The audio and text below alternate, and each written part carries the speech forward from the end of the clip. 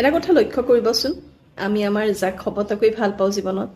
সেই মানুহজনকে আমি কেন্দ্ৰ কৰি সদায় দিন ৰাতি হয় আমাৰ সকলোবোৰ চিন্তা, সকলোবোৰ সুখ, সকলোবোৰ দুখ, সকলো সেই মানুহজন কেন্দ্ৰিক হৈ পৰে। ইমান ভাল পোৱাৰ পাছতো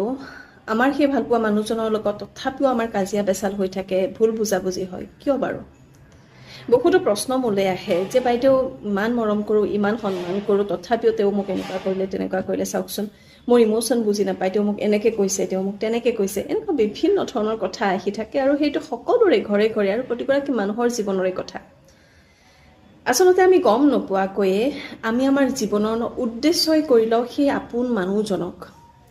যে তেওঁ যদি সুখী মই সুখী, তেওঁ যদি দুখী মই দুখী, তেওঁ যদি কিবা এটা কৈছে তেতিয়াহ'লে মই দুখী হৈ যাম, তেওঁ যদি কিবা এটা মোক ভাল বুলি কৈছে মই সুখী হৈ যাম,